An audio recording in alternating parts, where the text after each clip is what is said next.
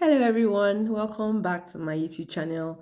Thanks for being here. It's been a while. I did really long videos because you guys were not watching, but that won't stop me. Anyway, today we're going to be talking about something that a lot of parents, are always interested in, and that is how do I discipline my preteens and teens? What are the things that I need to consider? What are the options I have on how to discipline them? So this is what we're going to be talking in this video. So it might be a part one and a part two, but you're going to get value. So please don't fail to like, drop me comments, share this video if you can, and then let's get right into today's video. So does your teenager or preteen break the rules and not want to face consequences? Are you constantly arguing and negotiating on every issue? Has no lost its power? Do you find yourself giving in because it's easier than constantly arguing? Disciplining younger children is pretty straightforward. Or sometimes you can just let go.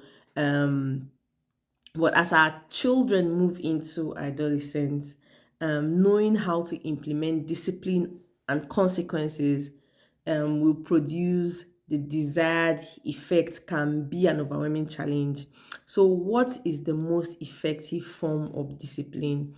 From how what I've read, and my expertise, my experience, the most effective form of discipline for preteens and teens combines the following. So the first one is positive reinforcement, building trust, by rewarding behavior to encourage its reoccurrence. So think letting your teen say out a little later for special occasions because they came back home before the curfew. The second one is rational decision. So allowing your preteens and teenagers especially to cool down before discussing behavior and potential consequences, and then utilize active listening, and opening communication. Think about something the next day instead of quickly saying something like you're grounded for 2 months. No, we're not rushing into consequences. The third one is problem solving. So instead of just lecturing, you help your teenagers think through their actions, and make better choices. So ask questions like, what would you do differently next time? Or can you let me know how you think I should respond, when you are an hour late for curfew. And then the fourth one is natural consequences. So letting your teenager especially experience the outcome, either negative or positive, of the actions without interfering on their behalf. Think they get school because they refuse to bring their coat, or they spent all their allowance on something ridiculous, but then can't go to the movies with their friends because they already spent their money for the week. And then the fifth one is logical consequences from parents and caregivers. So these are outcome, directly relate to a person's actions, designed to help them learn from their mistakes without punitive measures.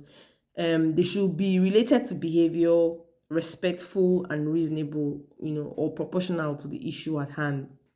Logical consequences are supposed to teach a lesson and guide behavior. So let's talk about the difference between discipline and punishment for preteens and teens as regards to consequences. So discipline and discipleship share the same roots, and the goal of discipline is to teach children to grow into respectful people who in turn earn respect from others and ultimately become successful adults. Punishment, on the other hand, makes people angry at being controlled, and angry people are not teachable, and are unable to reflect and grow. A consequence is meant to maintain accountability and maintain safety, but the goal of punishment is to shame, to guilt, to impose authority, and to cause pain or harm. The motivation behind the punishment comes from a place of emotion and a need to maintain control, and that's not what we want for our preteens and teens. This teaches teens to make decisions based on fear instead of what will help them grow. So instead, teenagers see punishment as a parent's attempt to ruin their life. And in this emotional state, they may feel betrayed, lost, lose trust, which cause resentment, and damages the relationship. They also won't learn what they could have done differently. But natural consequences, like I mentioned earlier, can empower them, and foster an understanding that they can do better by making better choices. How to effectively deliver consequences for teenagers that work. So before jumping in, we want to reiterate that how we initiate consequences for preteens and teens is almost as important as what the consequences are. So here are a few things we need to keep in mind as parents. The first one is ensure that your house rules, and expectations are crystal clear. Teens are notorious for bending the obvious. For example, um, my daughter once tried to explain that being in the driveway at curfew was the same as being in the house. So we learned to be specific and stated that if it wasn't clear, the onus was on her to send us a text or ask questions. The second thing is consequences need to be clear and consistent. This means that the best course of action is to have this conversation before it happens. We highly suggest using contracts for privileges such as phones, using social media, driving, and the list goes on. And then clearly write out the consequences, or they should be in the know, will be for breaking the rule. Example, loss of phone privilege in the room, loss of social media access, and all that. The third thing is give some grace. Preteens and teens are going to make mistake a lot. They're going to make lots of mistakes. So keep a holistic view of your child in mind.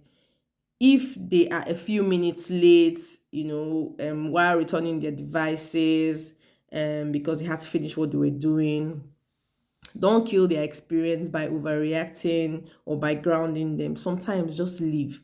Or if your teen really messed up, says they got caught in some sort of mischief, remember that they are probably terrified about what may happen next. It's okay to delay, for a few days until you see how things are playing out for them. Don't be irrational. So many times parents say things in the heat of the moment that they want to take back later. So they end up not issuing the consequences at all. It's okay to let your tell your teen, we will talk about the consequences of this tomorrow. After we both sleep on it, we will meet at 9 a.m. or sometime to discuss. Don't weaponize their phone. Whether we like it or not, phones are integral parts of your preteens and your teens' life. It's often how they communicate with their friends, sports, and everything, keeping up with schoolwork, performing daily tasks, signing up for curricular activities, paying for the bus, and so much more. Yes, you should absolutely have boundaries regarding phone usage, but be wary of using it as the only tool to get to your teenagers to behave. Okay. The next one is involve them.